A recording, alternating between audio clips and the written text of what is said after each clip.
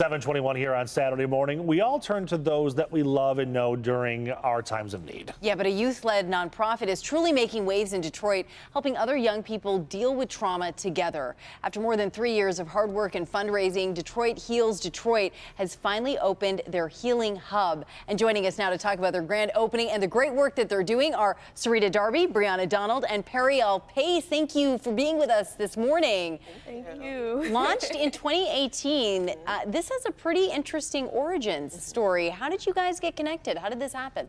Yeah, so this started in the classroom. It was simply a class project. I was like, we need to uplift healing in the classroom. And so we created a book called Forbidden Tears, and that book kind of manifested into a nonprofit. So now we help other youth heal from their trauma as well. Wow. So you're actually a former student of hers, and that's how this really got going, and co-founder? Right? Yes.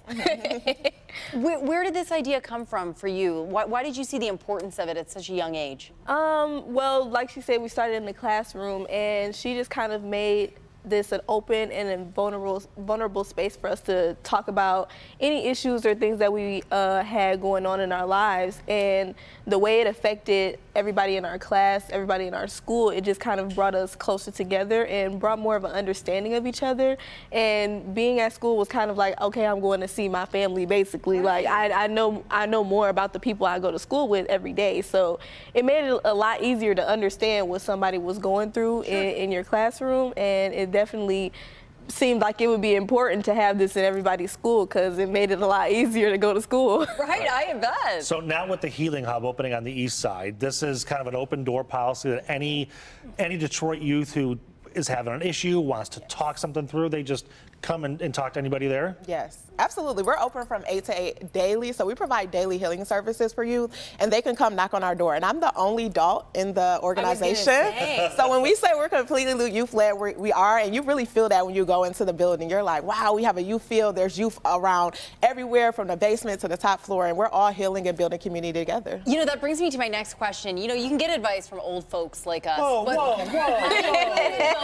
I both of us. When advice is coming from a young person, from a peer, what's the impact there? Is there a difference in sort of the advice that's coming and how you receive it?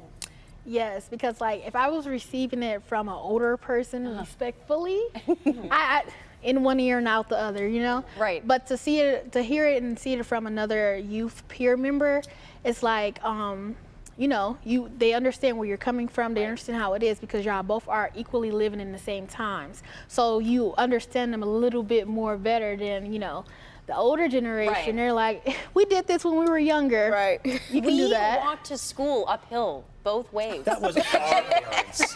They fixed the hill by that time. Real quickly, Yes. do you find that this is working? Have you had the opportunity to work with another teen and you see the success?